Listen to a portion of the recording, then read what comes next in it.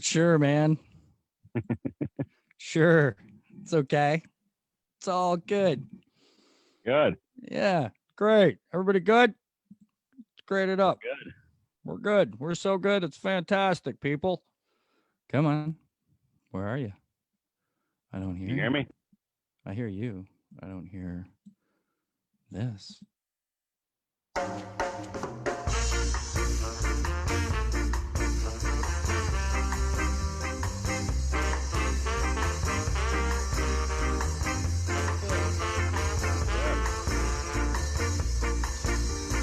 Ladies and gentlemen, welcome to An Elegant Weapon, episode 333. So wonderful to be back here with all y'all. My name is J.M. Clark, J the Jedi Ross, and for the very last time, surprise, surprise, we're coming to you from the Smoking Pod Studio. The last time, you ask? What do you mean? Well, we're going to explain that. Welcome back, kids. We're hanging out. We're hanging out with an old friend. We're hanging out with the one and only Mr. Jimmy McKnight. Jimmy, you're What's back. up, my friend? I'm back. How you doing, buddy? It's good to talk to you. I'm doing at this moment, I'm doing great. Yes. That's what it's all about. It's about the moment. If you're doing great in the moment, you're doing great in life. We have to live in the moment these days, man. That's pretty much all that exists. Absolutely. So, hey, people, how you doing? We're back. A little explanation I should maybe give when I say this is the final episode from the Smoking Pod Studio. I'm moving out. I'm moving on.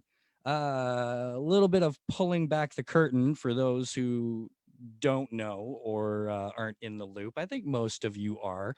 My former relationship, my ex-partner slash current roommate slash co-parent, the cute vixen, which all of you who listen regularly would be familiar with.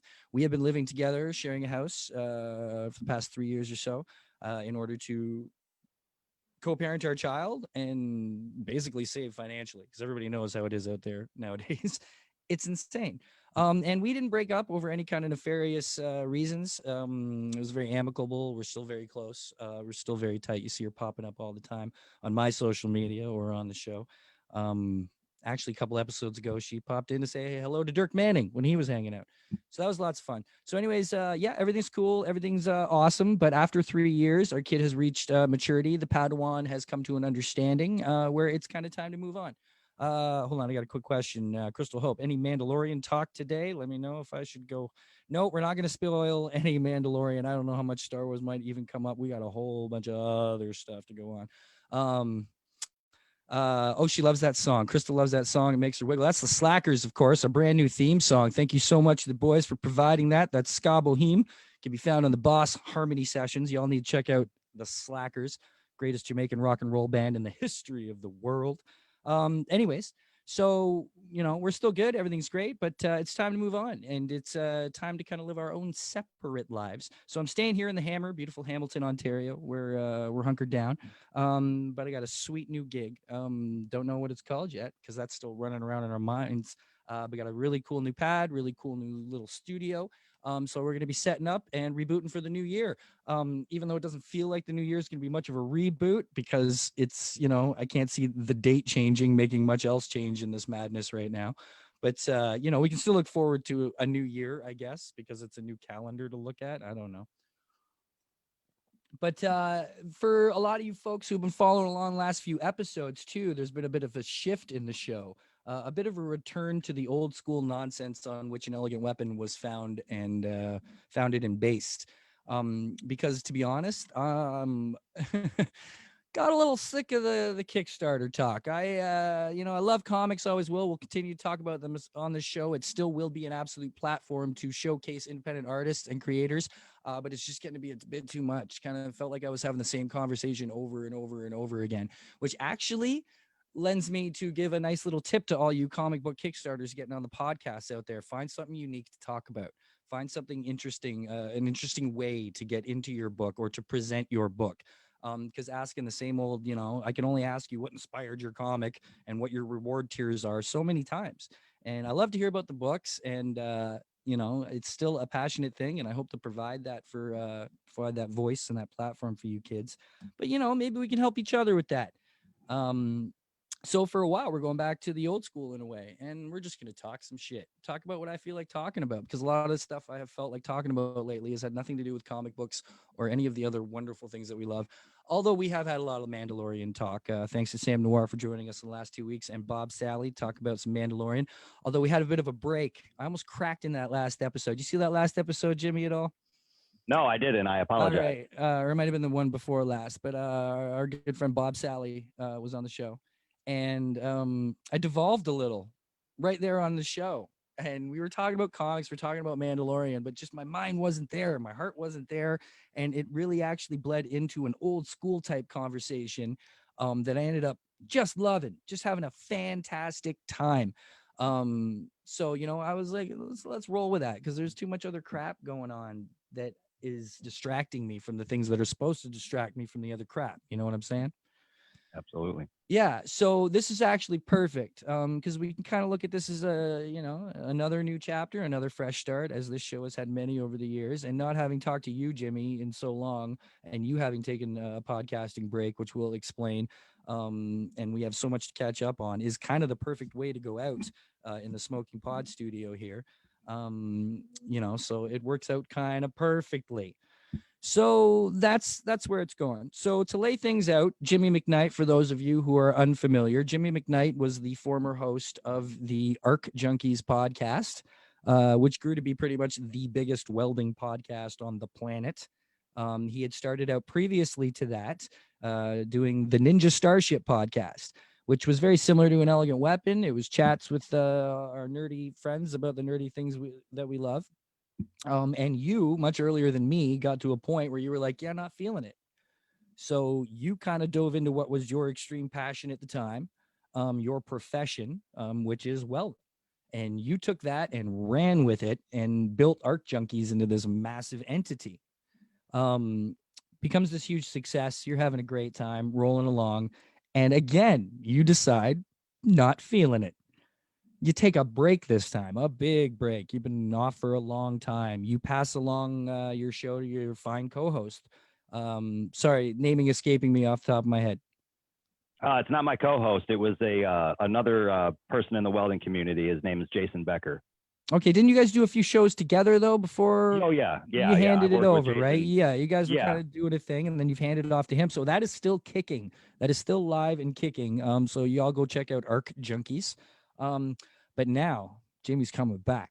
Jimmy's coming back with something new. So before we catch up and get all into our personal nonsense, fill me in on what the new idea is here.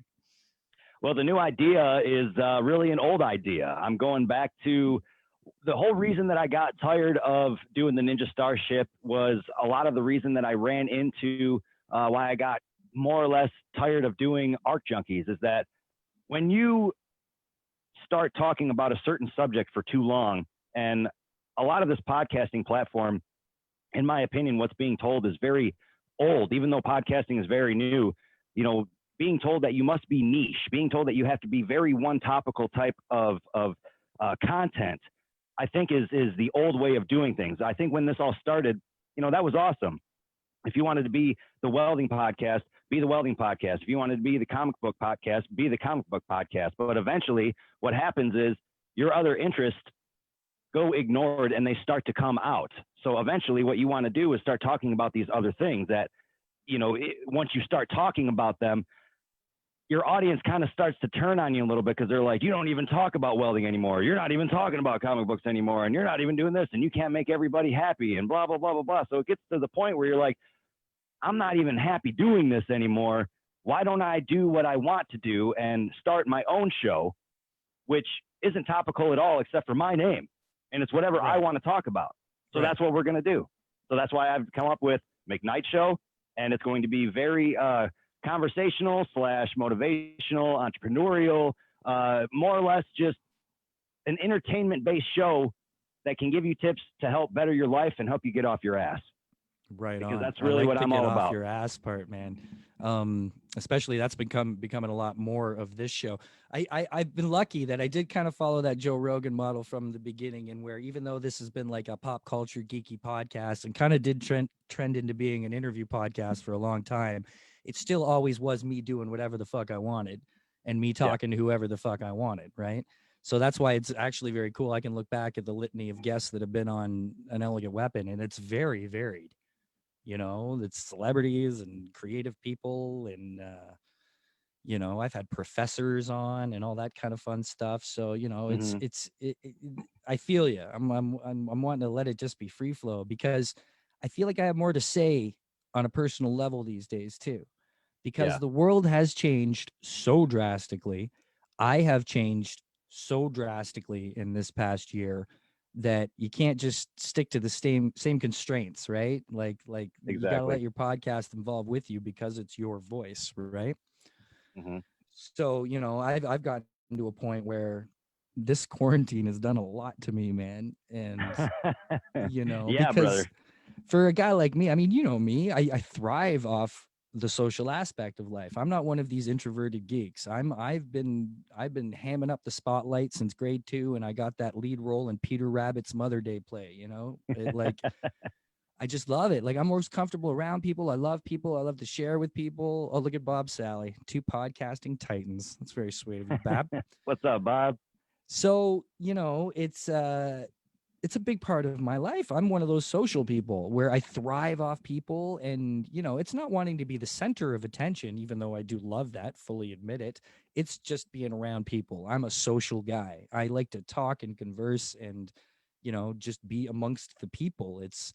That's what I was able to take and, you know, spin into helping with things I love, like Source Point Press and such, right? Mm-hmm. So that's gone. This was supposed to be the biggest year of all of that. Source Point, we were going to go cross Oh. Canada on our cross Canada tour. We were going to sell out. We sold out Vancouver. We were going to take Calgary. We were going to do it all, and then gone. And my Mm-hmm. life vanished. Everything I do is just an absolute impossibility now. So I have had to Yeah. struggle with, what do I do with my life? So I started walking the earth, as you're familiar with. Mm-hmm. Changed my entire existence, my entire physique. You know, I'm changing my entire environment, and you can't help but have your mind changed in that process too. And I don't know about you, but I've been hardened in a way, but I also feel more enlightened because of a lot of things that I've been doing. So how's this affected you at all? Where are you at? Because I haven't checked in with you in a while. I think that hardened is definitely a good word to go with. I would say right off the bat, when this thing all kind of started, it definitely, I think, like the rest of us, you know, kind of fucked with me right off rip, because it was like this invisible thing that's just, you know, the way that it was coming out was like people were just throwing up blood in the streets and falling over and dying, is what everybody was thinking this was going to happen, you know. And then we all kind of hide inside, and just the mental aspect of being labeled non-essential, the whole world that you know it being completely turned upside down, to where we really didn't even realize like how good things really were till now, and we're so restricted in everything that we can do.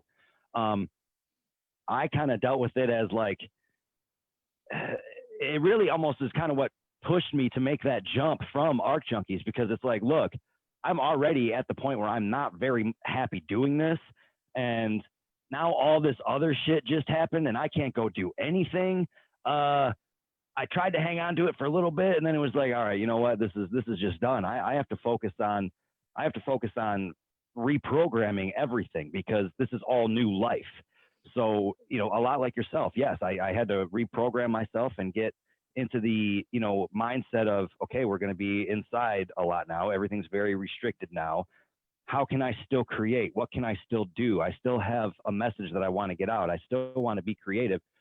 And I had to kind of like, more or less, build up my mental toughness, build up my mental strength. And I did that through a lot of reading, a lot of soul searching.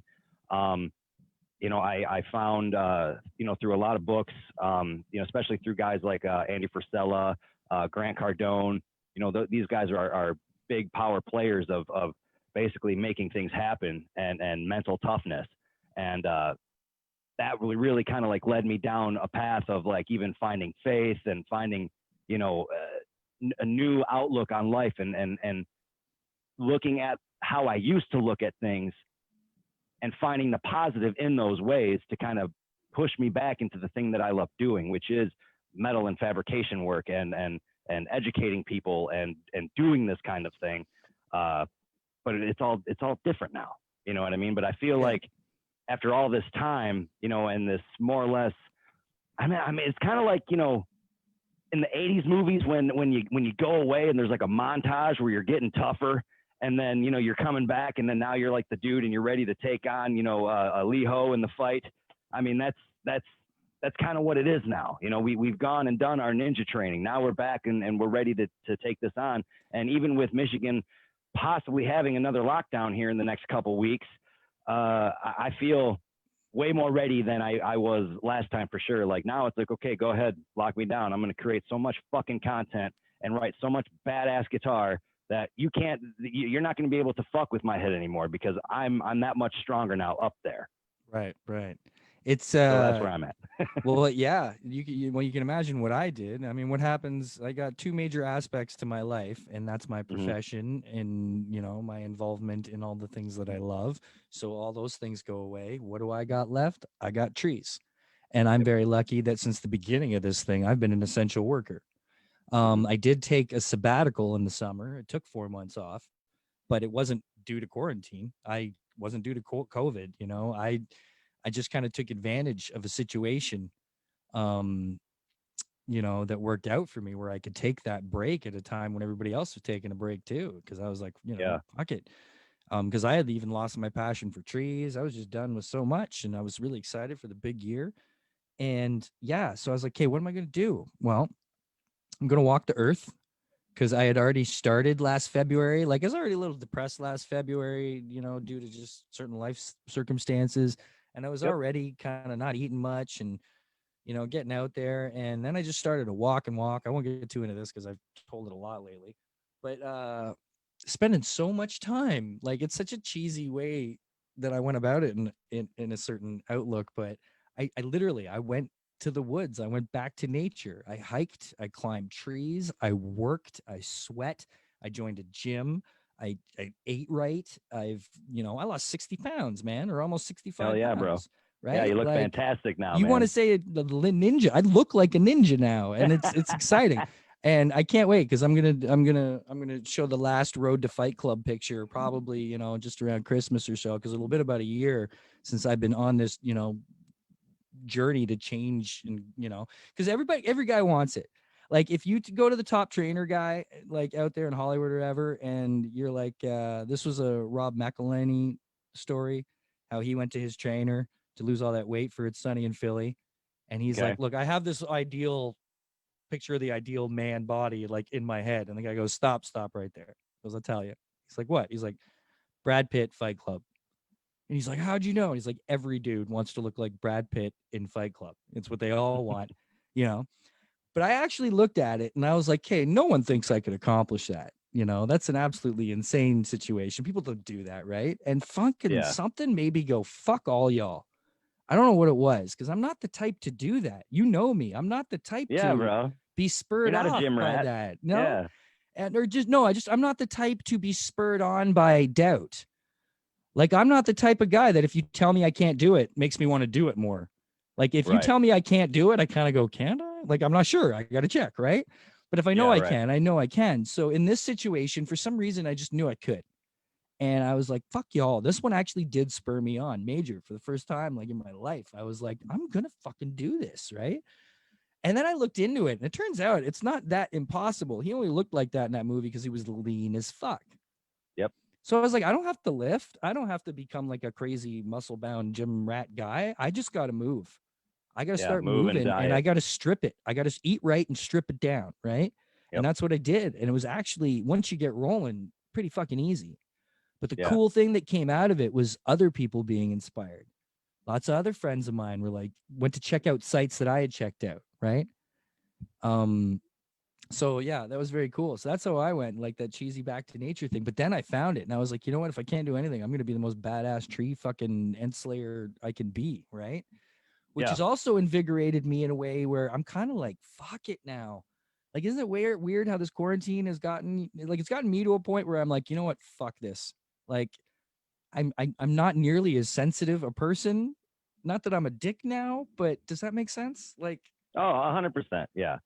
because of the confusion of the 100%. whole this thing, man, it's like confusing for each of us because it really is. Like, because most people now, like a lot of people were in different camps at one time or another. But now I think everybody is kind of molded into a camp of just not fucking knowing, where on one side you're like, I'm so sick and tired of this. It seems so stupid.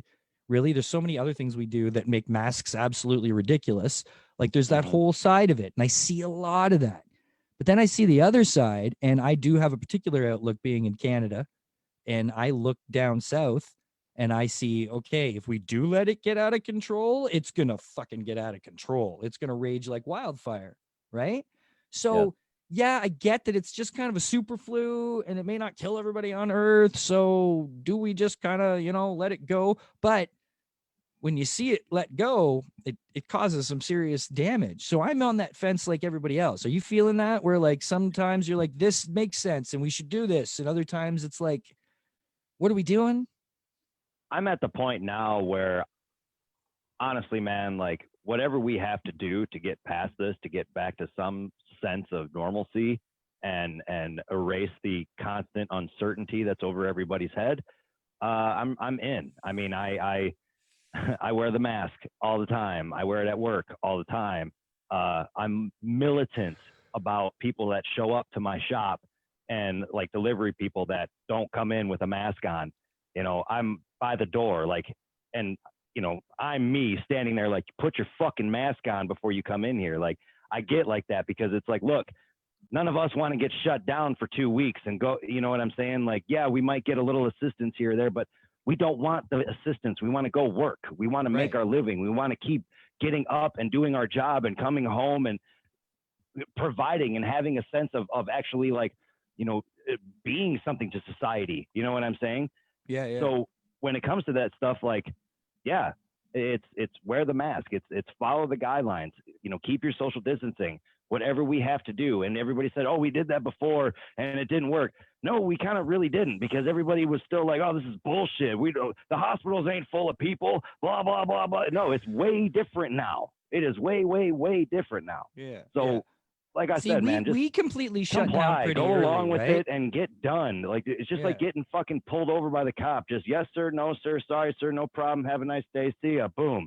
When you act like an asshole, that's when 2 or 3 more cop cars pull up. This is the same fucking scenario. Yeah. You know what I mean? Yeah. See, we locked down a lot quicker and a lot tighter than you guys did here, and it worked. Our numbers plummeted, and then summer came and we opened up a little bit again, and they kind of went up a little. So we're like, okay, then the mask, because we didn't have the mask mandate right away because we were in lockdown. You couldn't go anywhere, so there was no point to wear a mask, right? Yeah. And then we started opening up again, and they were like, okay, mask mandate. And then it was okay, but then it started rising again. Now we're back up to the top. Toronto and Peel were just like Toronto and the region beside it, Peel, were just shut down back into lockdown as of tomorrow. I'm out here in Hamilton in the red zone, so we're like a stage away from it. So, it's like, fuck, because let's just lock down all over again and get it done with and plummet the numbers again. But then if we try to open up again, they're just going to raise. So I'm very frustrated in that in-between point. Now we're going to have this now we're going to have this vaccine, which I'm also 50-50 on because we haven't had enough time to test it, yet I'm all about vaccines. Right? Like my kid's vaccinated. It's all good. I'm vaccinated. I believe in science. Yeah, I believe in all that. But this is fast. This is really fast, So, but what were you going to say? I was going to say that I think a lot of it, too, with how the numbers, how you were saying they started rising right back up and stuff. I don't believe it's just wearing the mask. A lot of this goes because there's no education on cross-contamination with most of these people. So you have people like, say, for instance, at the drive-through wearing the same pair of gloves, touching everybody's money. It's just like they're doing the same shit that they would do with their hands, but they have gloves on now. That doesn't mean anything. They don't understand that, like, hey, you have to change the shit every time you get ready to do this. But at the same time, you got a drive-through full of 30 people honking their horns, getting pissed off. The managers just got off the phone with car number 3. Where the fuck's my fries? And they're like, all right, they got to shove that shit out. Yeah. So this is where this kind of happens. The same thing when they did the mask mandate about, saying like gas stations, you couldn't serve somebody if they didn't have a mask on. That would not work because all of these gas stations don't make money off the gas. They make money off of all the bullshit that's in the store, like the energy drinks, the cigarettes, the candy, all that shit. And you're going to tell me that all these guys on their work rush that are coming in with no mask, they're going to say, no, I'm sorry, we can't take your money. We're going to lose out on money. That's where their thinking is. So if you take out the money equation, you'll have a lot better success with this. Well, we went no cash people to for stay a while, home. eh? Huh? We went no cash for a while. Okay. You had to pay with debit. Most stores were like, we are not accepting cash. You have to pay with debit. Yeah, so there's a couple fast food places that did that here. Yeah, you pull up to the drive-through and the debit machine is on a stick now. So they hold the debit machine out the window on a stick and you tap your card or do whatever, right? And then they bring it in and squeegee it or whatever. And then they put your food in a tray and they hand out the tray and you take your food off the tray. Yeah, so there's a couple places that do that. Is. But I mean, again, once it's in somewhere, it's kind of in somewhere. But I don't get it. I hope in some way we can get back to a certain normalcy. But like, do you think we even can ever go right back to where we were? Or if we do, will it be like a several year process? I try to look at it in the way of the main thing that I really miss. What is the main thing out of all of this that I miss the absolute most? Because I can still see my family. I can still go to work as far as it goes. I didn't really go out to eat too much, although not being able to take my wife out somewhere to eat does kind of suck every once in a while. But I would say the main thing that I absolutely miss the most is live concerts, live music in a massive area, festivals, things of that sort. That's where that's where I just get back to being me as a whole. It's at a live metal show, be it at a big venue, at a small venue, whatever. That's me. I try to look at how are we going to get back to this. And I've seen the one video where everybody was in like those fucking little bubbles and they're, at that live show or whatever. I'm like, that's all great and grand and shit, but you try to do that at a Cannibal Corpse show and we'll see how long somebody sits in the bubble when they're puking in there.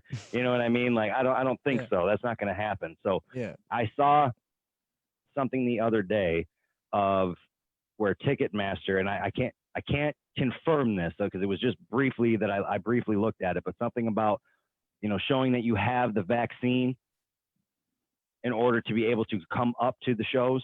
Like you wouldn't be able to buy a ticket unless you had the card. Right. But at that point, like that, especially in America here, bro, that raises all kinds of flags of like, oh, well, I can't come to unless I take your vaccine. But that's like you may as well be selling the mark of the beast to 90% of America. Okay. Yeah. That's how they're going to think about this thing. So I the answer is, I don't know. I think it's going to be a lot longer than people are thinking. And I agree. I don't think I see shows, dude, they're booked for like 2021. And I'm like, it's kind of like that Thor meme. Like, is it though? Like, I don't really think so. I don't think, I think that's hopeful. I think that's very positive thinking.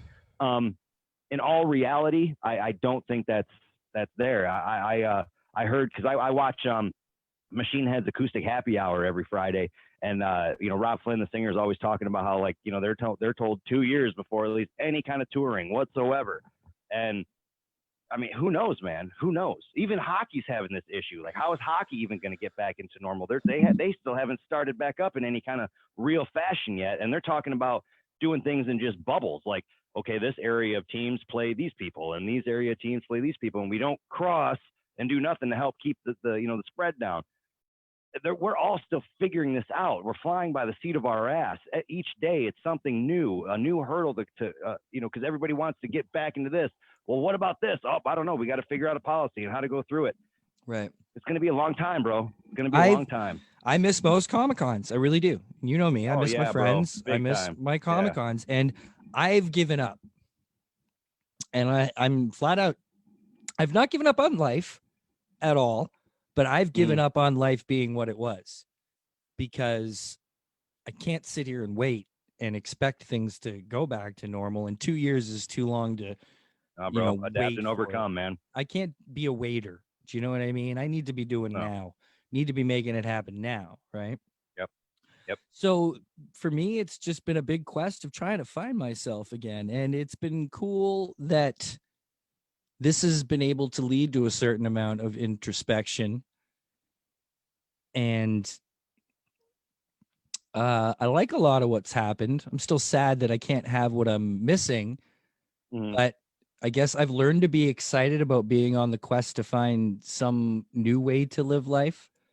Does that make sense?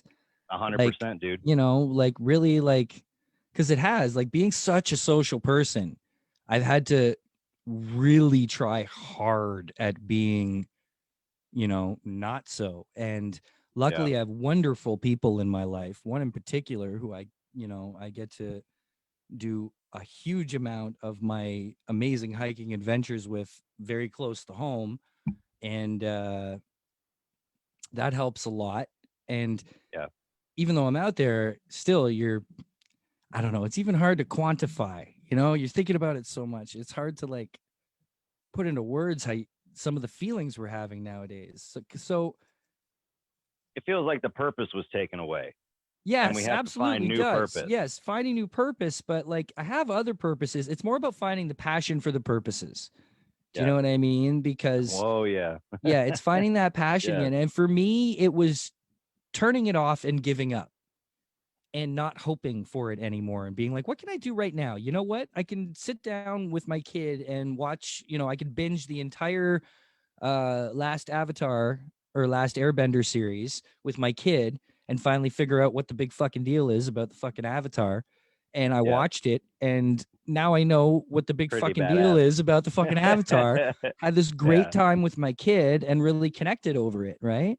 And those things are great. So it's kind of like just learning to move on and let go of something you may not be able to have, just like in a relationship when you have to move on and walk away from something you may not want to, but you got to accept what you can't really change, and that's definitely where we're all at. And some are doing a lot better than others. I think that's what I was gonna get into more with the being hardened earlier, is some people are not handling this well.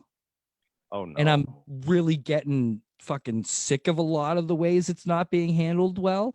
And I'm a little angry, but I'm controlling that anger, as I have learned to do, and trying to find creative ways to behave in the world. And it's actually made me step up as a better person. I am more now brazen to call you out on something shitty you're doing, because I don't give a fuck about your feelings if you're doing something shitty at this point, because we all need to be pulled together.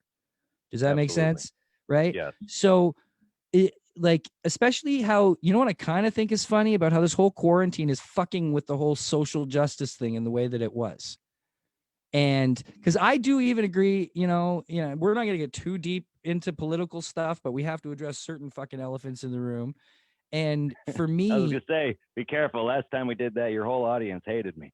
No, not at all.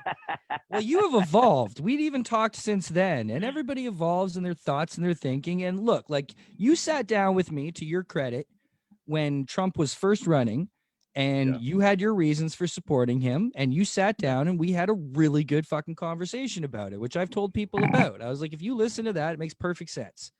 Then things kept happening. And as the world evolved and he evolved, you evolved in your thinking, and nobody could have expected a lot of the shit that happens. And I know for a fact you couldn't. Oh, hell no. Expect half the shit. But I mean, where that went, I'm not even interested these days on your feelings about where you are with that kind of crap, because just the effect of it all has made me like, I'm over it, bro. I'm shit. Right. But that's what I mean. I'm like, but also now I also see certain points to the other side where, on the left, things have gotten absolutely kind of nuts. I am seeing certain people whining and bitching about things on the internet that are making me very angry, because it's on the internet and you're not doing a goddamn thing about it.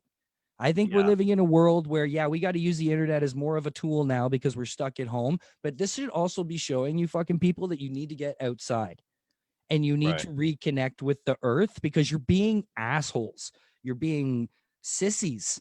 And I'm not trying to sound like your feelings don't matter. And I'm not, see, that's where I'm trying to ride this balance, right?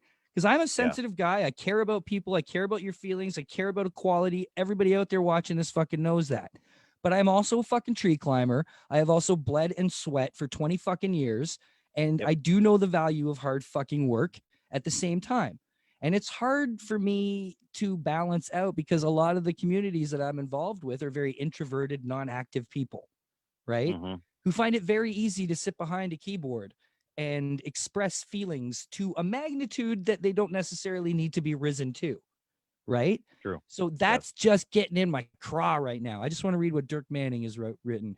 We got to isolate now so everyone will be there when we gather later. Yes, absolutely. Absolutely. So that's kind of like, but on both sides. Like, I'm sick of hearing yelling from like people just being overly crazy. You know what I mean? Like, I'm sorry, if somebody happens to walk through a fucking door and just had a stupid, dumb moment where their mask wasn't fully on or something, you don't need to lose your fucking shit. You could just be like, hey, you know, oh, I don't know if you noticed, but your fucking mask is down or something. Right. Like, Could you pull that up? you know, like there's just, and I watch on, and just people are just absolutely losing their goddamn minds over shit that they need to relax. People need to chill the fuck out. You know, you do not, the world has gotten to a point where everybody thinks everybody has to agree with them for some fucking reason. This is about accepting people. Remember when acceptance was the big word, right? Yeah. You don't have, I don't have to agree with you to accept your opinion as your valid opinion, even if I think it's dog shit. That is not necessary. People are forgetting that your belief in that other opinion is absolutely unnecessary to you having your opinion. So don't get so worked up about shit. Let's reason again. Let's talk again. Everybody knows that talking is what's missing from the world, right? Yes. Yeah. So it seems almost like there's this search for victimhood because I'm trying to figure out the best way to word this. It seems like, say for instance, how we were talking about how I'm trying to figure out the best way to go about this here carefully. Okay, you know how like we keep you take it. You know how we keep getting yeah. further away from survival of the fittest? Yes. Right? We also need to know, and we always say this to ourselves, that those who forget the past are condemned to relive it, right? Yes. Yet there are certain things about the past that we need to learn from that aren't the things to just necessarily not do, but the things to also do. Now, nature is nature, and if you truly are on the fucking internet bitching and whining about, you know, balance and equality and nature and all this shit, you need to get off your ass and you need to start doing what's right for the planet, for yourself, and for everybody else. You know what I mean? So it's, you know, I believe that we've evolved to a point and a time in our civilization and on our planet that everyone has the right to live and be happy, and that shouldn't be an issue. And, you know, the lack of appreciation for this planet we live on has just gotten to a point where, since I have reconnected with nature, I'm just double pissed off about it now. You know, and I'm like, fucking get the fuck outside, fucking do something, you know, go for a goddamn walk instead of bitching about whoever said whatever about on the celebrity on the fucking internet. I'm just so goddamn done with it. And, you know, I figure it's kind of fun. I'm having fun with this because, like, this has really broken my brain, Jimmy. I'm really fucked up, and not in like a horrible, no one should be worried about me at all.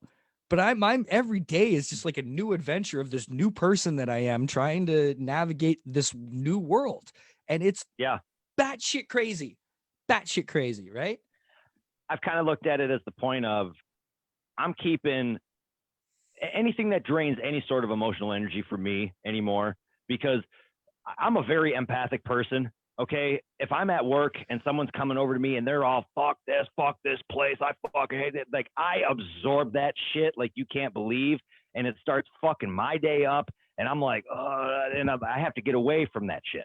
So what I've done is, and the best way I heard it described is like, you got to think about all the shit that drains your emotional energy and how fucked up that makes everything in your life. If you think about that, you have like an entire pizza, okay? Your pizza is your whole emotional energy. And then you got these people taking pieces of your pizza. You see what I'm saying? Yeah. And you're not whole anymore. And you just can't function like that. You have to cut that shit out and become a whole pizza again so that you can actually get through this shit.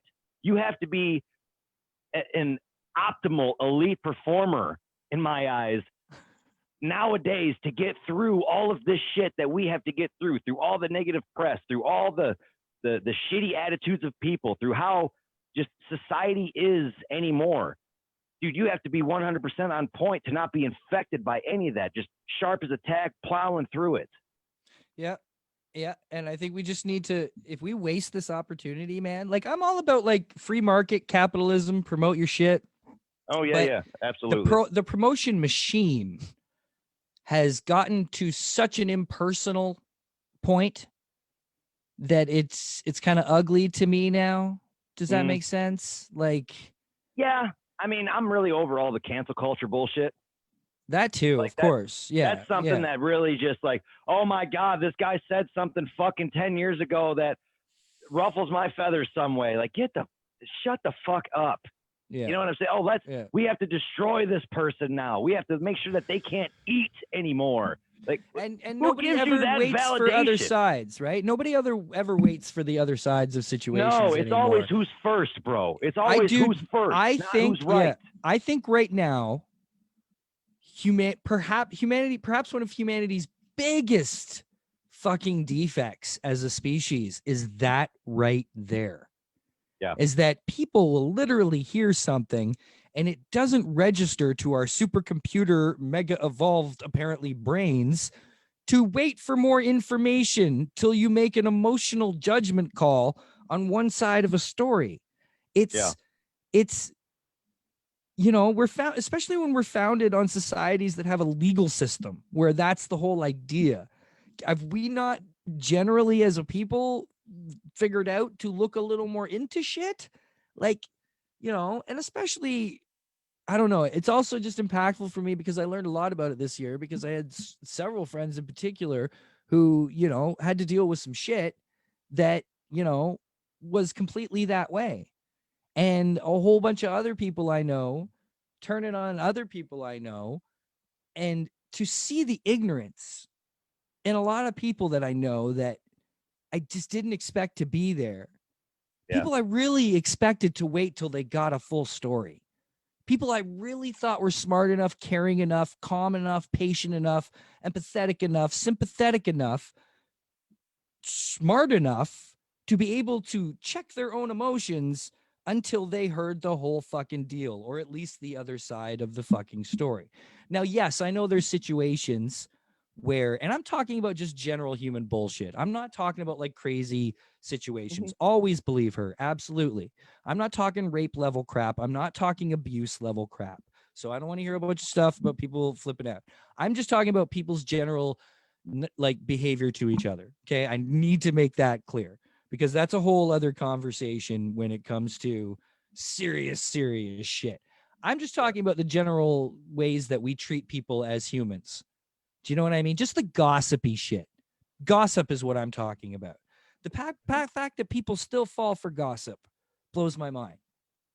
You know, like, and I'm bad with it now because, you know, if I hear gossip, I want to go straight to the other person and find out if it's true. And be like, well, that's the thing is people flock to that stuff. They flock to the bad news is what sells, bro. Bad news sells. It doesn't matter if it's true or not. It's if it's bad enough. That's what people want to know. You know, and that's what's sick. Having one friend in particular, you had to go through some shit, and I'm not going to get into naming names, but in this, I know this particular situation, it was just amazing how quickly so many people who were apparently such good friends just turned in the blink of a fucking eye, in the blink of a Facebook fucking post. flock mentality, dude. You know, That's all it is. that person isn't fucking close enough for you to at least check in with them and have a Because if you had personal a separate conversation, opinion, right? no. If you had a separate opinion in that moment, everybody who was all turning on that one person, if you had a separate opinion that would slightly defend up and not even defend, if you just went, hey, maybe we should look at everything here. Maybe Everybody we was should like, talk. fuck you, man. Yeah, No, yeah. we're going to kill this guy. Like, that doesn't make any sense. You know what I mean?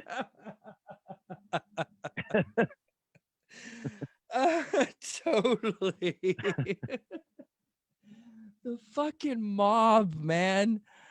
Oh, the mob all it is. It's mentality. this mob mentality, It's you know. insane, isn't it? Like, it's nuts. It's the fear to die on your own hill. That's really what it is. Nobody wants to take a stand anymore. Everybody wants to follow the herd, because if you take a stand, you piss people off. And a lot of people can't handle the negative side of that. They can't handle the negative side of making a stand. Okay. Yeah. It's almost like the virtual version of, you know, being someone that, I'm trying to think of the best word for this. Conviction. Like, if you're a man of conviction in normal life, say for instance, back in the day, outlaw style, you were a man of conviction, one way or another, you're going to have a confrontation with somebody. Right. Okay. But this is in real life, where now it's just all online. Right. It's just in words on a screen, that some people can look at it as just words on a screen, and other people look at it as straight up knives. You know what I mean? Yeah. Yeah. Because, like, we don't have any scale anymore, any scale judgment. Like, you make a mistake, you're done. Like, yes, there are certain mistakes. You kill a child, you should die, in my opinion. Right. Yeah. But if you are a shitty date, if you are a douchebag on a date, not an abusive one, but just a jerk who's not polite or whatever, or, you know, say you're cheap and you don't pay for the meal, that's no fucking excuse to have what can be done to you nowadays. And it's ridiculous. Nobody has any kind of, you know, scale going on in their heads anymore. And it's like, you do anything wrong, you are just, you know, we're humans. We're supposed to make mistakes. Is that not how we learn? Is that not how we evolve anymore? It doesn't seem to be. Not anymore. Like, what? Are we supposed to, like, pop out these perfect people? Like, no, because all your mistakes are the next viral TikTok, bro. That's how it works. Right. Some people, it's because, a lot of people thrive on mistakes. A lot of people's YouTube careers are based on them putting up videos of mistake after mistake after mistake, right? Listen, there is one thing I wanted to talk about in particular. Sure. Fucking Will Smith. Okay. We're going to have a chat about Will Smith. All right, let's do it. I don't know if you've been following Big Willie lately. I here and there.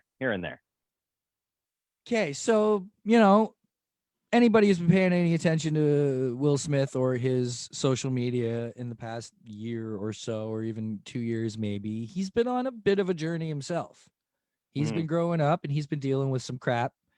I saw that with Jada, and he's been very public about a lot, and he's found a way, because he was never big on social media before, but then he kind of got into social media as he was, you know, going through this kind of awakening in a way, and used it as a tool to help him through this, like, journey of discovery and healing, in that, you know, you know, as so many cheesy terms.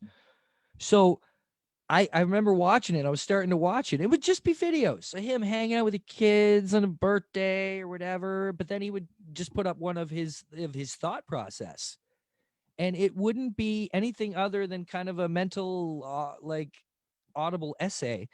He wouldn't be saying, I believe this or I believe this. He once in a while put up these videos of, like, you know, how about this with this, but this, and it was just free flow thinking. You know, and I was like, this is cool, man. And, you know, something's going on with fucking Will Smith. Then recently, they have the whole, you know, the Fresh Prince of Bel-Air is about to have their 30th anniversary, right? And they're about to do the big reunion. The reunion's on HBO Max. you know, and he's been going through so much crap. And, you know, I think anybody knows or would be familiar with that. He has had this 30-year feud with the original Aunt Viv, you know, Yep. Janice Hubert, right? Yep. And, you know, so they did this Red Table show where, you know, they had a reunion and they got together on camera and they fucking hashed it out. And they for real hashed it out. And it, you know, there's a little bit, of course, to it was for the cameras, probably in their behavior, being a little extra. I love you. I'm sorry. But the way they were explaining themselves was absolutely real. You could see it, you know, and they both admitted their faults, admitted their mistakes.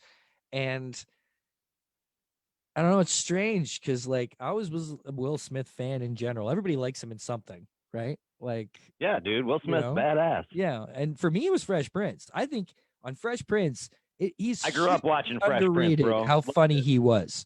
He Absolutely. was stupid, like Jim Carrey levels of fucking funny on Fresh And it was Prince. great. Hugely Yes, underrated. Great. So, you know, but to see him go through this and that he's sharing it with the world, he's really, to me right now, he's giving a great demonstration of what I believe social media should be for. And at least in that way, how it can be helpful, how it can be healing. Sure, you may not have whatever he's got 10, 20, 30 million followers, you know, but it's not about the audience. It was never about the audience. If there is an audience of even one, you want to connect with that one, of course. But that's the reason you want to connect with them is because they're connecting with what you're saying on your show, right? Mm-hmm. And it's a you know, circular thing. So I just, you know, I didn't know if you've seen any of it, but Will Smith seems to be like this one guy who's facing it. You watch all the other celebrities and all the shows right now, they're all held up in their places and they're all being just, you know, dealing with this and dealing on the talk shows, making little jokes. Yeah. But he's putting his own shit out there where he's really facing all this shit. He's like, this is a chance to do this or to do that. And, you know, it's impressed me and I've just enjoyed it. So, I've enjoyed his content for the last year, just with how positive he is. You know, I'm a big proponent of positive content, and his stuff definitely comes across my radar. Just with different videos he puts out about, you know, like you said, thought processes for the day and how to better think about a certain situation, all that kind of stuff. Like I really do. I appreciate that kind of stuff, and I like the fact that he kind of waited to come out with all that stuff. Like he didn't jump on the bandwagon of you know, social media for a long time. Right. You know what I mean? You know? And then all of a sudden when he did, it was all this, you know, good stuff. Like there was all this, you know, solid, positive stuff. He was saying like he felt like he became Will Smith and didn't really know what that was. And he was just like a cartoon character of a thing. And for him to be so vulnerable as he's been, you know, because he was always such a private person that it's I think it's been helpful. I think it's a situation and a circumstance of a celebrity using their celebrity for a good reason. I think he's seriously inspiring people right now. And, you know, that's something we need. And, you know, there's so much shit. What's your favorite Will Smith movie before we talk about something else? Yeah, out of all of them. Movie. And I mean, you could go into two different. If we want to make it easier, we could separate dramatic role, funny role. Okay, well, dramatic, I would probably say Ali. He was amazing in Ali. You know, I don't know. A lot of his stuff is just kind of typical Big Will vehicles. You know what I mean? But he's done his good work, even though they weren't movies that maybe super appealed to me. I'm a big fan of The Pursuit of Happiness. Yeah, that was pretty good. Yeah, he did well in it. Suicide Squad. I thought he was a great Deadshot. He was great Deadshot. I thought dude. he really brought some heart to that character. I was super impressed with his performance in fucking Suicide Squad, man. I was absolutely right on. But he's always likable, you know. Even like Hancock was even fun, right? Hancock was great. I loved him in Men in Black. Yeah, I Am Legend. I Am Legend. Oh, the dog scene in that, bro. Oh my God. That hits you different. That shit hit me like Artax in the Swamp of Sadness. You know what I'm saying? That was rough. I hear you, man. But the Bob Marley being all over that fucking movie and shit, it was cool, man. I miss movies. I do miss too. I movies. miss going It feels I miss going to movies. It's different. Like, oh my God, dude. All right, look. So Bill and Ted Face the Music came out. don't Now, spoil it. Haven't seen it yet. I'm not gonna spoil anything, but in the world of Jimmy, Bill and Ted, the franchise, is fucking massive. Okay. I got you. And Yeah. with my whole band, this is like keystone stuff. Okay. So Bogus Journey, all right, look, we all love the first one. We adore the second one. And now this third one came out, and it was like, if that had have been an in-person thing, like I remember the last time we all went out as a band, and it was for when The Nightmare Before Christmas did 3D. This was fucking 10 years ago or some shit like that. And we all went out and see, like, it was the whole thing. Now, given that Bill and Ted came out like this with release at home, not being able to go to a theater or anything, we still kind of did like a thing at the house, but it was like, bro, it's different. You know, things are different now. It's I don't know. Yeah. Yeah. You have to accept the different, more or less, like, look for the good things in that. Like, we were like, well, you know what? Like, hey, we're having this big ass party here. At least thinking about this now, we can drink as much as we want. We're not spending a crazy amount of money. We're not doing all this. Like, yeah, okay, there's all those positives, but the negative side is you're not out.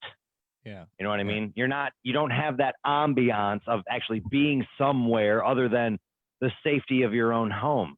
See, I don't know, man. Like, I almost think this is going to have the same kind of effect as like when they stopped, all this anti-bullying thing in schools. Yeah. You know what I'm saying? Like, when they stopped doing that, you almost took away a certain, and I'm not saying, I don't support bullying. I support standing up to the bully. But what I'm saying is, like, when you took all this, all this huge anti-bullying stuff came in through, you almost took away this creative aspect that people got who were bullied in school, who got the shit kicked out of them every single day. And then they came out of it again, as like, levels, again, scales. There's, because, I will admit I was bullied as a child, and there was one bully in particular where that did not fucking help me. That did not harden me. That just fucking traumatized me because of the kind of shit this kid pulled. And it was the fear that I got instilled with at that time. So I think there's levels. I do have a big problem with that kind of shit. But like I was saying earlier, I'm hardened as well, where I think once you've gotten to a certain age, get off your goddamn ass, quit bitching. And, because I do go out. I go to the drive-in or wherever I can go. I'm not staying in my house like a lot of people are doing. I'm going for a walk or whatever the hell. Plus I work outside all day, right? Like I climb trees. So I get that kind of break. But a lot of people I know have gone through certain cabin fever like episodes that I'm worried for them. There's people I'm genuinely worried for sure. Yeah. I think this is cracking their brains, where they're so full of emotion and their brains are so full of thought right now that I think that's a big issue. People need to cleanse out their brains right now. You're either online or you're sitting in your house. All you're doing right now is soaking up information. You're watching your phone, you're watching TV, you're on the computer. All you're doing is soaking up. And it's not just like normal information. It's madness coming from everywhere, especially. But you have to choose the information. It's up to you to choose the information. Yeah. You guys are going 100%. Through a month-long fucking election, right? So, oh my God, people are confused by fucking shit, and it's like you need to empty it out, and that's what I'm not trying to sound like, yay, hiking. But like, that's what going out into the woods has done for me. Why sit in my backyard and smoke my joint when I could go for a little one? I'm not saying y'all got to go on a fucking 10K every fucking day. If you know, but everybody you got to find something. Get outside every day. I know people who will go 4 or 5 days with literally not leaving their house, literally not walking out the front door. You're going to get fucked up if you do that. Yeah. You got to get out there, bro. You really, really are. And even if we're in a pandemic, like, go alone, go for a walk, and I don't take this time to study. Take this time to pick up that subject that you've always wanted to pick up that you've never had the time to do. Yeah, learn. Get into that kind of shit. Find something new. Find something weird and new that you want to get into. Fuck. There's The world is full of subjects. Find something. Just like right now is a time when we need to not lose sight of what a cool tool social media and the internet can be, right? Because it's helped us to True. imagine if we were going through this pandemic without the internet and couldn't have ordered what we need or talk to our Tiger friends. King wouldn't have been as funny. Like, yeah, right. It's bad enough that I can't see all y'all. I'm probably not going to see any of my American friends for years. That's where I've laid into. People are like, no, it won't be that long. And I'm like, no, we're coming up on a year and it'll probably be another year before I'm, and a lot of my adorable American friends will ask me, have they said anything about opening the border? Or no, they haven't. In fact, there's an absolute 98.7% demand by the population to keep that fucking border closed. And, it's, your numbers are staggering now. Bob Sally on the show the other day, I couldn't believe it. He was like, oh yeah, we're like 10,000 a day. What? That's crazy, bro. Woo. That's craziness. Oh, Boston. I was just out in California. I had to fly out there for work. I was out in San Francisco for 3 weeks. And what I noticed was the massive difference in how people responded to the social distancing and the mask wearing versus back home in Detroit. Out there, I mean, people are jogging, with masks on. People are driving in their cars with masks on. People are, there's no one without a mask on. The only people that don't have masks that I saw there, period, were like hippies on Haight and Ashbury Street. You know what I mean?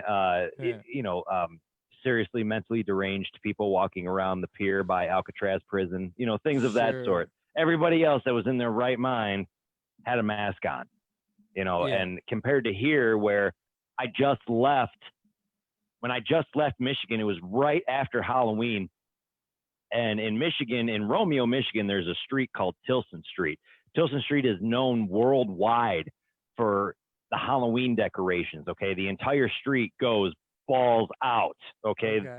Both sides, dude. I'm talking like massive, elaborate Halloween decorations. So there's tons and tons and tons and tons and tons of people. And I'm taking me, my wife, and my kids in my truck, and we're driving down the street, and all these people are together, and there's no masks wearing. Nobody gave a fuck. Nobody gave a fuck. They're all walking around with no mask. And I get like, okay, we're outside, but everybody's close together, man. Everybody's close together. And so it was crazy to see, like, we don't play about this out here, to where back in Michigan, it was like, whatever. Right. Like you couldn't do that. Like if you did, you were looked at as like a social leper in California. You can't do that here if you didn't have your mask on. We're not playing here. We're not playing here. I would imagine it's very much the same way. Yeah. It's not so much. I do see the occasional person driving with their mask on, and I'm kind of like, okay, I hope they're an Uber driver, because that is kind of weird. Yeah, this is weird, but whatever. But if it makes you feel better, whatever, man. Absolutely. Look, there's people that walk around. Look, there's people that literally walk around. But if you go to a store or something without it, it's a $750 fine in your pocket if you don't have your mask on. Yeah. There are people that walk around with anal butt plugs inserted 24 hours a day. It is not that big of a deal to wear a mask. That's all I'm saying. And now it's actually a time when I noticed right away that it's warmer. You cover up your face anyways in the winter. Do you not half the time have your face covered by your scarf or your necky or whatever, right? So yeah, we'll see what happens, man. It's all I mean, I want to get back to a sense of normalcy and back to a sense of normalcy and providing good content to the people that want to listen to it and still follow me to today, which is awesome. Yeah. And I literally can't wait to do it. So with all the craziness that's going on. What's the schedule? What's happening? When do people expect this? Madness? Well, I am going to. I have the 0 episode recorded. I have the very first episode being recorded Tuesday next week, with a very special guest. I'm just booking people to go from there, man. I'm trying to bank as much episodes as I can in December to actually like start putting things out and not be behind the gun, even though because I'm preparing for the worst and I'm expecting, if things get back to where they were, a lot of people are going to be having a lot of free time to do some shows. So I'm kind of jumping on the bandwagon with this, and it just feels good, dude. It really does. It feels good to be back into turning the mic on and having free flow conversations with people about passionate stuff and getting into things I like. And yes, it's not going to be, Arc Junkies. It's not going to be the welding show, but there's still, just like how you spoke before, how you're still going to give a platform for comic books and things like that. I'm still going to have welders on the show because I know so many, and that's what I've done for 20 years. And it's just, it's I've never had tree people on the show, so now maybe you I should. Might. I know, you right? You should. You should have tree people. There's this one Instagrammer I follow, and she just started a tree podcast. And there was one other one, the Educated Climber, this guy down in London does. And they're pretty big in this because there's not many like fun like tree podcasts. But I've thought about have someone on once in a while. I think you need to. Yeah. I think you need to. But now we got to reciprocate, so I got to get to come over there and talk some shit on your show. So yeah, man. Yeah, we'll do that. It's just it feels good, man. Like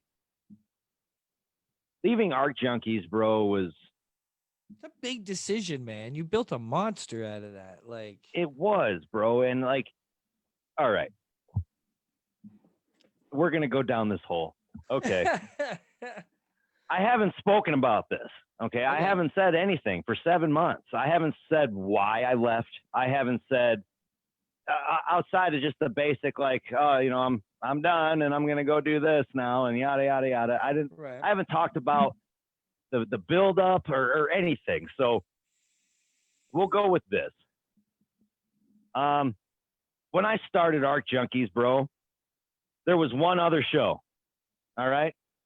One other welding podcast. Now, like I know, coming from all of the friends that have podcasts and the networks and the things that we did when I had Ninja Starship and you were still doing Elegant Weapon, we all networked together. Okay. And everybody networked together. Everybody went on everybody's shows. Everybody promoted everybody. Everybody did all that kind of shit. So I had none of that when I started Arc Junkies. When I started Arc Junkies, the other podcast wanted nothing to fucking do with me, no matter how many times I offered. I remember that. No matter how many times I was like, hey, let's cross pod. Hey, let's do a show. Hey, let's do this. It was no. So I fucking was like, way all right, too cool, fine. right? Yeah. And how you brought that up earlier when you say you can't do something, like it doesn't fucking piss you off. Well, when somebody fucking puts their middle finger in my face, that pisses me off to fucking dominate. So that's exactly what I did. And I fucking took that as a giant fuck you. And I went into like hyperdrive as far as building Arc Junkies. Okay. I went everywhere. I went out of state. I went all the way down to Texas. I'm talking anywhere and everywhere that I could. I talked to anybody that I could. I came to Canada. I did Fab Tech. I went from showing up at Fab Tech to being the sponsored fucking podcast at Fab Tech. I brought issues to the welding leaders, the presidents of the AWS that nobody fucking did. Even to this day, nobody has done what I've done. And I don't care, dude. I will die on this hill. Nobody has brought the issues to the fucking main people that need to know about them like I did. So I stirred the pot.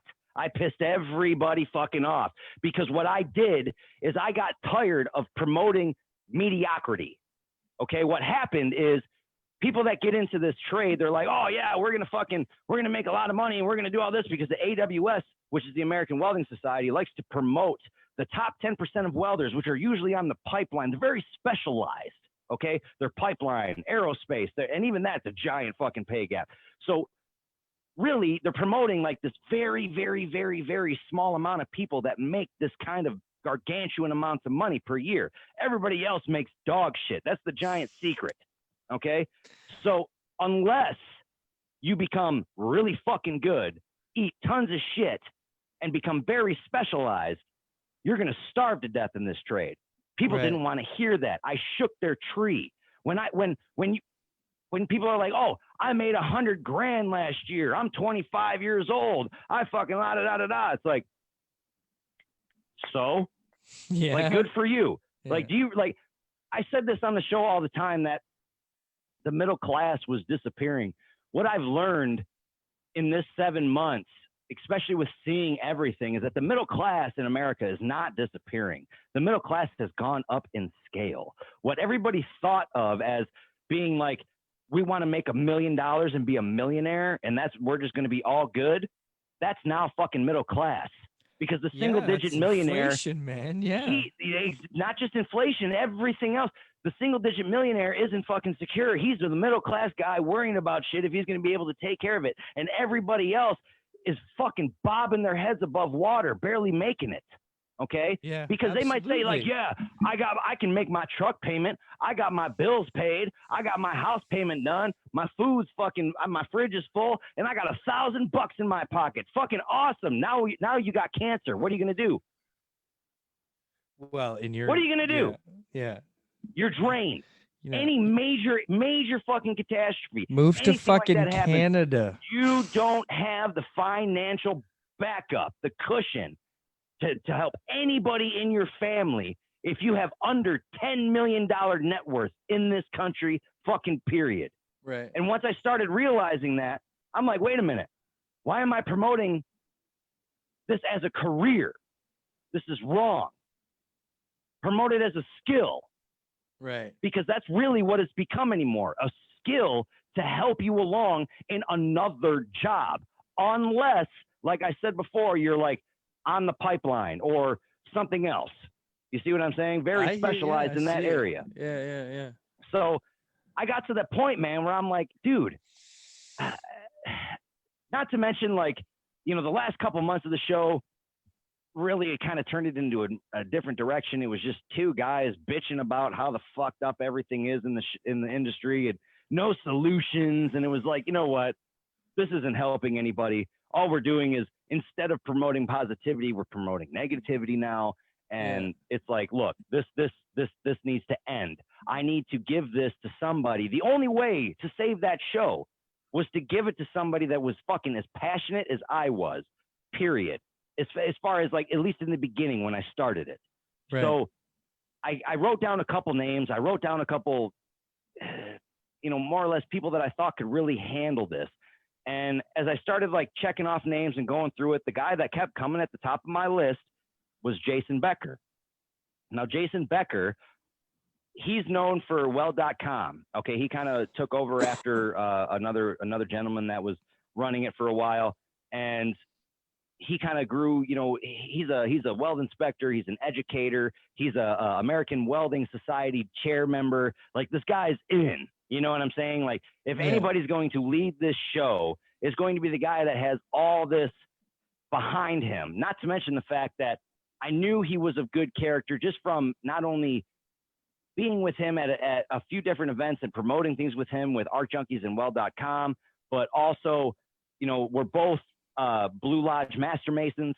So, I mean, I knew where his heart was as far as how good of a person he is and where he could possibly take this in the direction that it needed to go. It didn't need to sit in this area of two guys bitching about everything that sucked about it. It needed to go into an area that promoted how to get to the top % of this trade and not accept anything less than that. And that's what it's done. And since then, it is the most successful welding podcast in the world. It is sponsored by the American Welding Society. You don't get bigger fucking balls in the welding community than that, period. Yeah. And for the fact that I can sit back and see that, even though I'm not the captain of the ship, I built the motherfucker. Yeah, you know what I mean? I can sit back and see the better captain drive that ship. You see what I'm saying? Yeah, sure, man. The better captain for that ship. And that's who Jason Becker is. And that's literally where it was like, all right, you know what? You fucking built something. Yeah. And I like, but where I was building it, I was taking it in the wrong direction. You see what I'm saying? I was letting it go into an area that it didn't need to go. Well, you were letting your emotions take over, right? That's really the problem. Yeah. And that was because I lacked the mental toughness that was needed for that kind of position, because all I did is see all the negative for 90% of the whole industry, except for this one small section. Right. You know what I mean? And I Yeah. let that fucking eat at me, and I let it get to me, and I let my own dissatisfaction get to me. And I was like, this is not healthy for this. People come to that fucking show to be inspired, to get through their job, to get through their fucking normal shitty day. Arc Junkies gives them 1 fucking hour of relief during that fucked up day. That's what this show is. I'm not going to let that die. So I let that, I pass the torch, per se. Right. And But by passing the torch, I freed myself. The new torchbearer says, "Thanks for the confidence, Jimmy, and for building this shit, brother." Oh, right on. He's watching. Right on, Jason. Fuck yeah. So good times. Everybody should check out Arc Junkies. It's a beautiful story, Jimmy. I'm proud of you, man. I watched you come. I remember I was there, and we were fucking good old Motor City Comic Con. Me and a few other friends were doing a podcasting panel. It was just like a podcasting 101 panel. And there in the second row was, or maybe third or fourth row back, right in the middle row was fucking Jimmy's bright-eyed, fucking smiling, super excited face. Yeah. No, it was you were smiling. You were like, you were loving it. You were loving it. And yeah. You know, I mean, God, it's been so long. I can't believe how long I've been doing this now. It's been 5 years now, man. It's been 5 years. And this is 9. It's almost 10 for me. I think it'll be 10. 10 yeah, because you were 5 years in when I started. Yeah. So long time. I'm way behind though. Like, because I'm just too punk rock for podcasting, man. I'm like I should probably be like 50 episodes or more further than where I'm at. Wherever Drunk on Comics is at, you know what? I could look. No, I don't want to get into it right now. But if you look up Drunk on Comics and see whatever episode that Drunk on Comics is at, if they've been keeping up weekly, I don't know. I haven't looked in a while. That's where I should be at. We were relatively like neck and neck from like the beginning, because we started like within a fucking week or two of each other, right? So and they're like way past, like they're probably closer to 500, and I'm still at like, this is like 383, because I've taken weeks off or just been too lazy or not in the mood to talk. And what I learned early on for me for podcasting, it was always, you know, a way to express myself, but I was never going to try to make anything off of it. If it ever happened to explode, great, I'd run with it, but I was never ever going to try. And I just didn't want to go about it that way, and I still fucking don't. But I still have a loyal amount of people who still hang out, and you know, the show has become a platform that people know about, and I'm proud to be part of the circuit. You know, like when people are like, okay, I got a Kickstarter, I got a new podcast, you know, got a new comic coming out, what are the podcasts? And you know, I get a daily I get messages from people requesting to come on the show.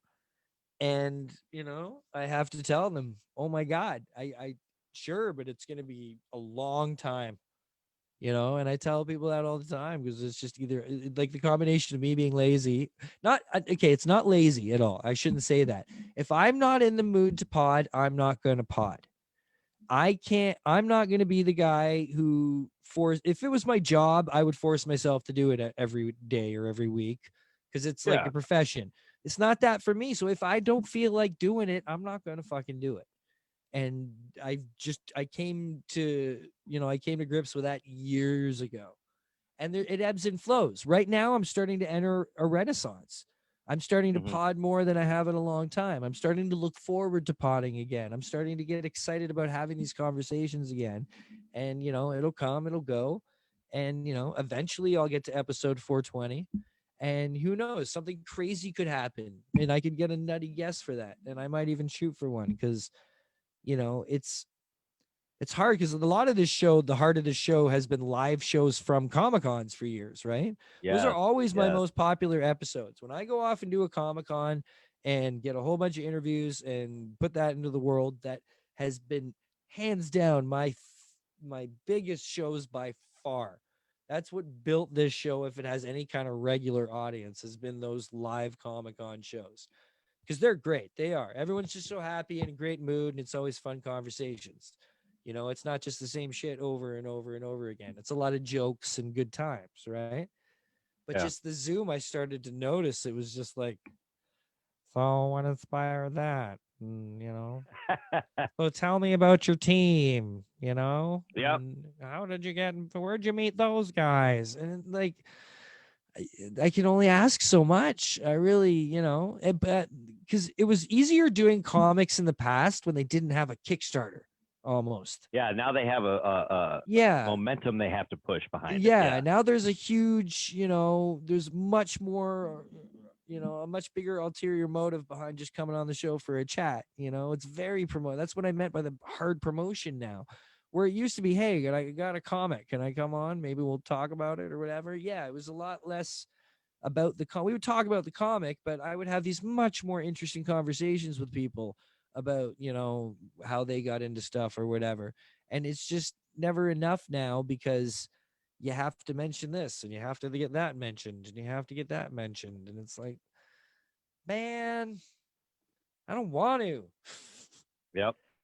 But I've still got a lot of cool stuff. I've actually had a couple review copies of things come in the mail recently. So I am excited about trying something new about just reviewing comics, which I've never really done, where I've always had a conversation with the creator. I have never sat down and just told you what I thought much about a fucking comic, me on my own. Mm-hmm. So I might try doing that because I have an opinion. Whether you like it or not, I value it. Right? I have an idea. I've been thinking about how to up this game that we're in. Oh, shit. And yeah, you could have a network. Okay. Networks are dead. You could host shows. Okay. But what could be the next thing to make it to where it's interactive? Because that's what people want. They want to be interactive. So I was like, what if we started our own online radio station where we had dedicated shows for certain hours, but we also played fucking music that people could tune into and make it literally like an internet station. But say, for instance, where other internet stations seem to be like one or two shows and then nothing but music, you legit kick this off every day with a morning show. Right. And then you get into like the nerd radio hour. And then you get into like, you see what I'm saying? Yeah. Oh, the love and relationships section or the fucking whatever. You do this network thing, but you do it live with the radio tag. That's like Toxic Radio out of Philly. Yes. Yeah, there's outfits doing that basically. Yeah, they pay for the rights to a certain amount of music, and they have their own shows and pods they throw up. Absolutely, man. Yeah. Yeah. So I mean, why couldn't we? We could. Do you have? If you have the time to put into doing that, I'm aboard for the ride, and I will help out in the way that I can. But I think we might have just started something. Hey man, we can talk more. It's that kind of world now. Where what the fuck else are we gonna do? Well, that's what I'm saying. Although man. I have also been doing, like, just quick side note is I've been doing more writing and drawing than I ever have in my life. Yeah, bro, I've done more guitar playing, right, in the recent month or two than I have in years, man. Like, we got the band back together. We started writing new music, like everything. Like, I'm like, it was and it all became because of this. About that, yeah. Oh, dude, it became because of this, and I am so fucking excited. Isn't it weird for me? Quarantine makes you feel so good. It's hurting me right now with my social mental aspect, but other than that, it's been really good for me. I'm fitter, healthier, happier, more motivated, more inspired than I have been in years. But at the same time, I'm lost, confused, and angry and frustrated at the same time. So yes, it's allowed for a lot of self-improvement because there's been nothing but time. Like, I mean, dude, I literally went into Scientology, okay, because Come on. Bro, like, listen. I was broken. Listen. So when it comes to when it comes to like the mental toughness and shit. Like I was literally, like, I'm like looking all around. Like how can I build this up? What are exercises to help build this up? What are things? And the more and more I kept looking at different stuff, I kept getting sent over to this way. So literally, like I started reading a couple things, and like of course I went and I read all the other shit. You know, all the Xenu and the, you know, the fucking everything that came along with all this other shit. But what I found was actually when I started reading the shit is that what's being said is not what's there. You know what I'm saying? What people are talking about the shit is not necessarily what's in the book. Right. You know what I mean? So I signed up. I started doing a few courses just to kind of figure this thing out, see what it was. And I'm telling you, man, like this is life tools to make your fucking mental strength beyond what you can't even imagine. Okay. Okay. Right. Like there's no talk about like fucking aliens and all this other bullshit that comes with it. This is literally like mental strength life tools in each fucking course. And the only reason that it's branded as a religion is because it acknowledges a spirit. That's the only reason. You see what I'm saying? Yeah, and that reason is fucking nuts. Well, but I mean,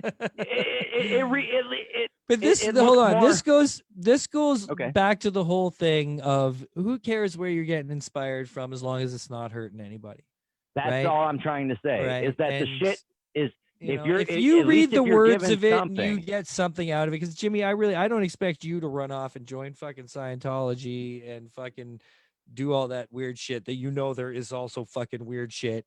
But you know, 100%, bro. if you're Yeah. getting inspiration out of fucking like if you're getting out of inspiration out of something, you know, and it's not harming anybody else, I'm fully for that. And I'm for that because it's also like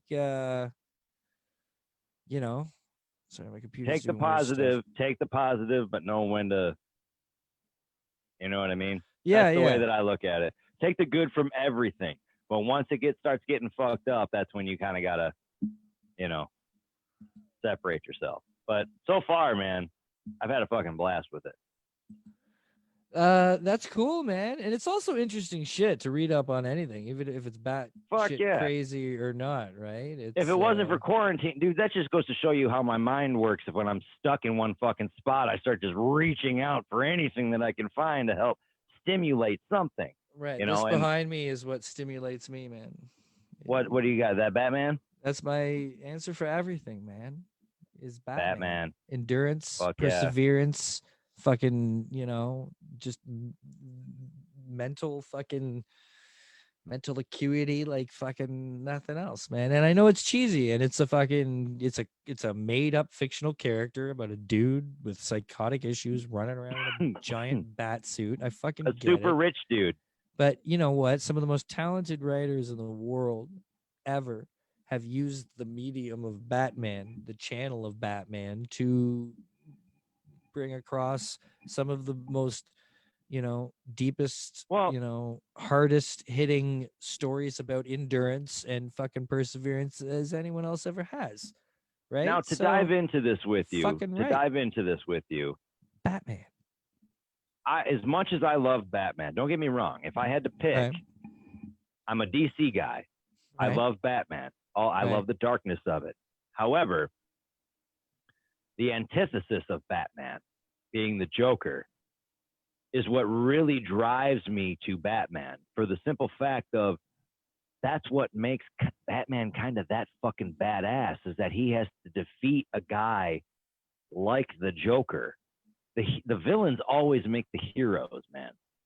Right. Oh yeah. Always. Yeah. No. That dynamic there is one of the greatest in history, if not the. Absolutely. You know, sometimes you can't people find a more pure style of fictional criminal than okay, the like Joker. look at evil and badness, and you've got your level up. There's always the two biggest in pop culture, and that's the Joker and Darth Vader.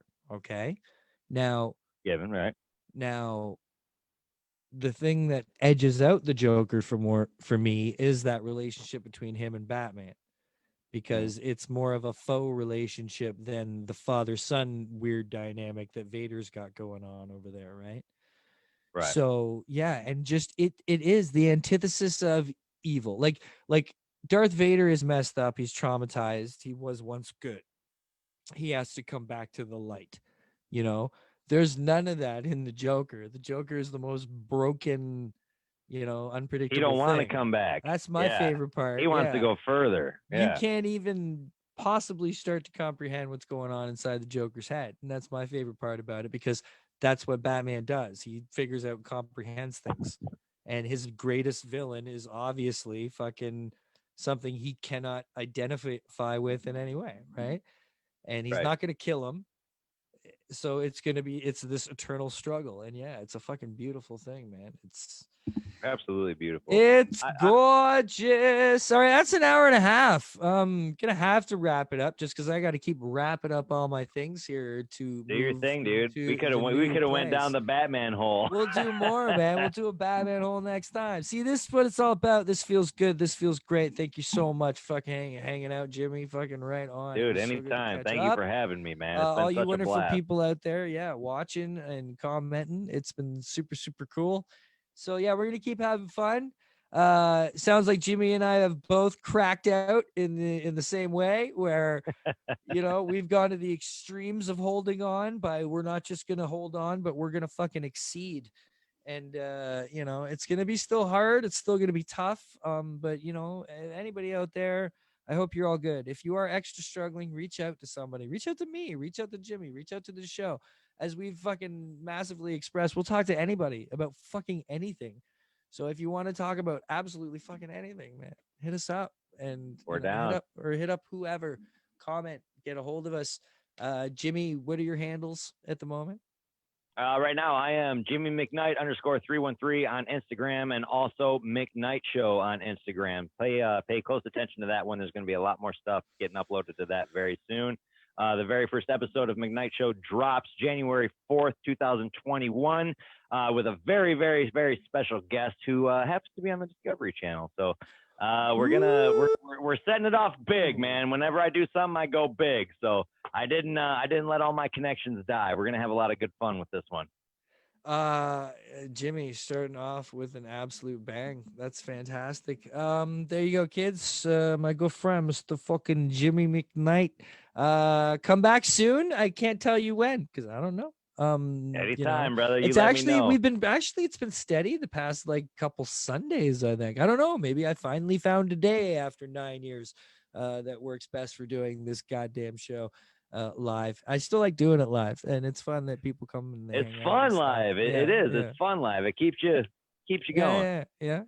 And it's forced me to almost relax more, because I hate the pressure of pressure. And I'm like, you know what? It's going to be fun. I'm just going to crack out in front of the people. I hope you're all enjoying this, because I'm cracking out in front of you. And that's going to pretty much be the show from here on in, is me cracking out continuously more throughout the fucking pandemic. You know, one of these days you're going to tune in. I'm going to be in the fucking woods with my goddamn ring light, a fucking tree or some shit. All right, Jimmy, I love you. In 2012. Good times indeed. Anytime, brother. Thanks for having me. Yeah, absolutely. Kids, that's all we're going to have this week on A Fucking Elegant Weapon. I hope you all stay safe out there, and I hope you all take it easy. Ooh, that's loud. We're still figuring out this live thing, too. There it is. Thanks again to the Slackers, Boss Harmony Sessions. Love you all. Peace.